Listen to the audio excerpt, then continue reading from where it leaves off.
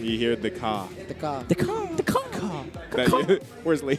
Yeah. Where the heck's Leo? Yeah, there's no Matilda here, but Kaja is a bird. And again, it is a good pick because they needed something to respond to the Fanny. Yeah. Kaja just flew out of my radar because this only... Who does that? This is the second time we've seen Kaja this season. The first time was a single ban. Oh, yeah. It was just a ban. It was by like a ban out of nowhere. Yeah, Omega just banned Kaja, and then now for the second time we'll see Kaja, but finally get picked, which is a great pick. Wow. Yeah. It is the response to the Fanny. Yeah, it's a great tool to target, again, like we were saying. Demon Kite's pretty scary in the Fanny, and now they have a great answer for it. So, yeah. Again, we're going to find out if TNC can have a better game number 2 here as we jump into the land of Dawn. Ladies and gentlemen, welcome to game number 2. Can I just praise TNC here? So willing to take a risk. This is something that does not really pay off. What risk? Usually, like taking a Kaja. Oh, the Kaja is a risk. An untested risk. Yeah. Which they, in their minds, is so good against Demon Kite, against the Fanny. Yep. But it's also very difficult to actually land, you know. Yeah. When you, depending on the Fanny player. Oh, he's already started it up. Already up. Yep. Right there, level 2 right now. Demon Kite's actually quite low. So he will not try any hijinks yet. Try to focus on that buff instead. So they win that little skirmish, right? Demon Kite's not able to do much there. And again, this is what I think TNC has to do. They have to stay together like this. They have great tool also. You got to remember that Ben Things is on the Lolita. The counter flicker. I love that.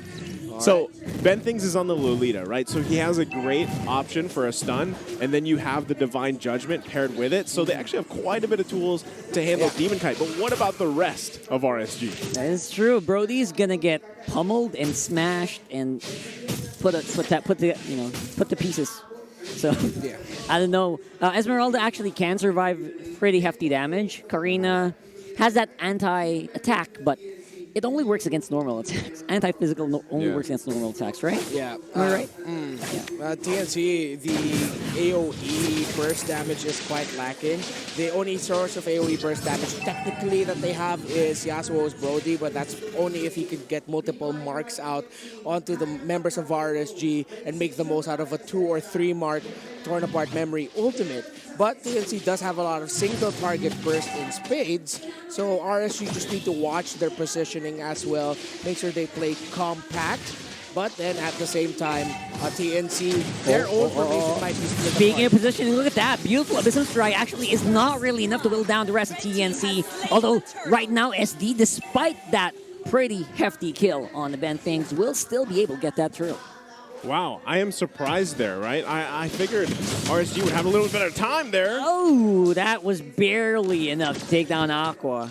And then again, that actually is a pretty solid mid lane controller, that Kaja. Yeah. I gotta say, it's working. Yeah, it's the extra bounce that he gets from those basic attacks, and it's helping keep Aqua at bay, but at the same time, he's also getting a lot of help with Ben Things to keep Aqua out. Now he has to be careful with his positioning there, but here in the mid, who gets this lethal wonder? Oh, man. I think, there you go. In the end, SD, I think, will get it. Yep. No. All right. Demon Kite did get it. So these are small things, but you know what? These small things add up, especially with heroes like the Fanny. Yeah.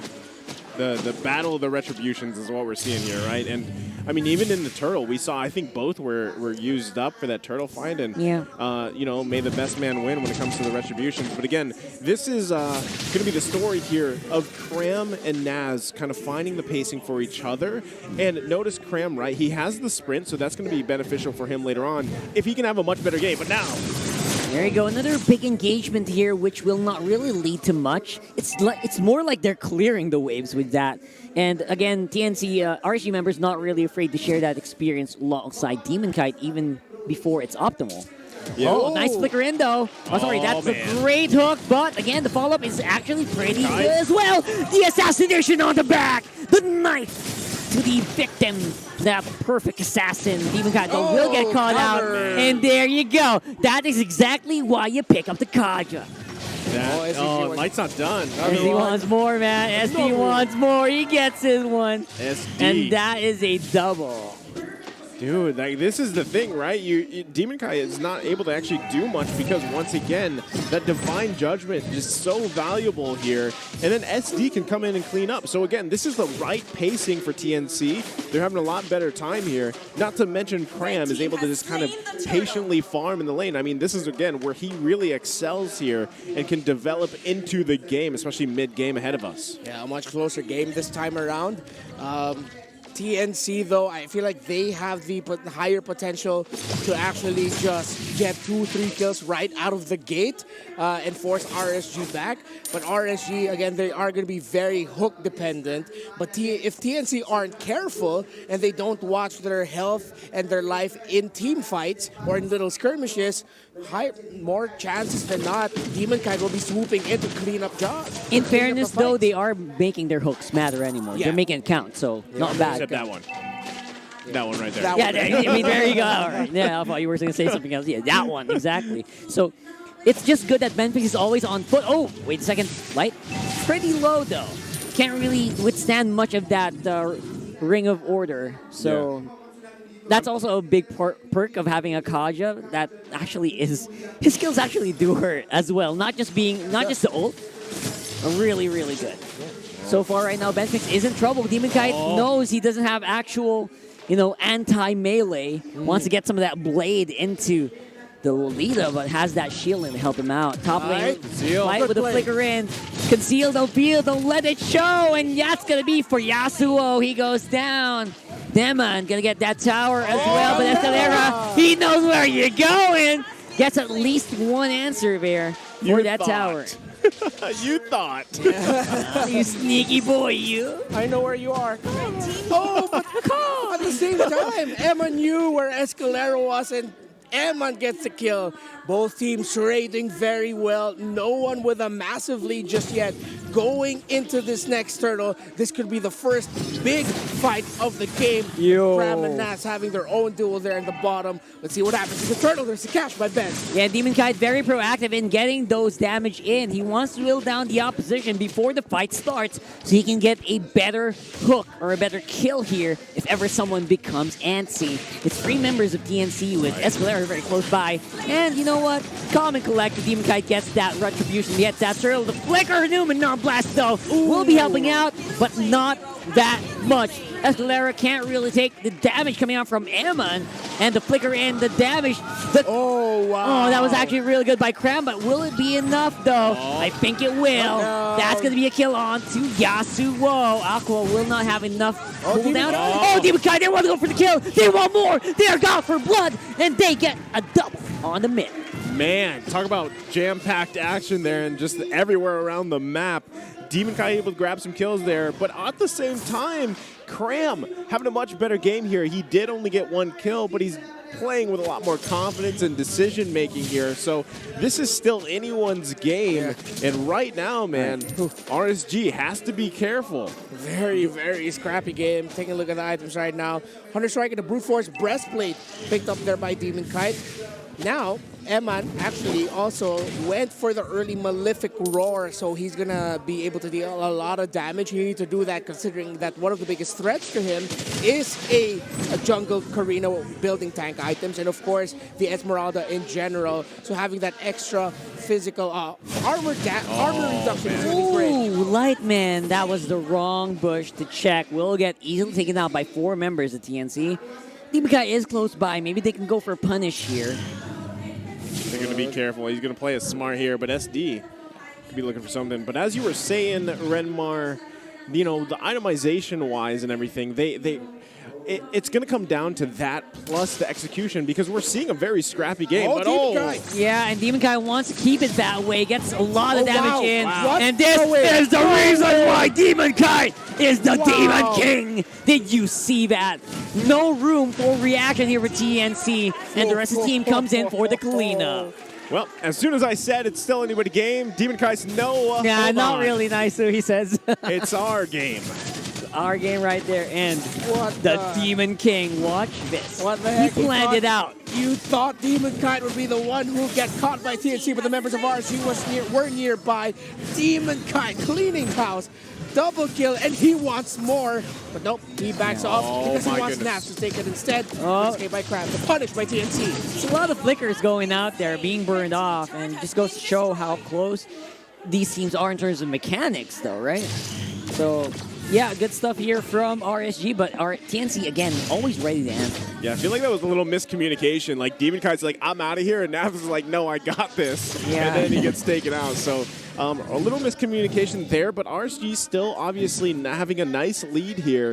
They got to be careful, though, because, again, TNC is still a team that knows how to punish mistakes like they did just there. And now they're focusing up staying together. I mean, this is what they're going to have to do, especially now relying on Escalera here to find those right Divine Judgment picks and then to follow it up here. Yasuo definitely is starting to get some damage. He's got that Blade of Despair already, almost completing his second item, big item, and I feel like that's going to be the turning point here for TNC. Yeah, turning point here is a hook from Light. Look at this. Come on. You get one? So close. At the edge of it. Here's a re-engage from TNC, though. They're not going to be able to get any punishes down, but they will be able to get into a good position to get for that Lord. But Real World will lock out 4 members. That's a lot of people going red, and Demon Kite wants blood, but will be punished. There goes the answer. The Kaja difference stops the Demon Kings from unleashing Hell, Wrath, and Fury. Yeah, but all that effort did not stop RSG from breaking an inhibitor.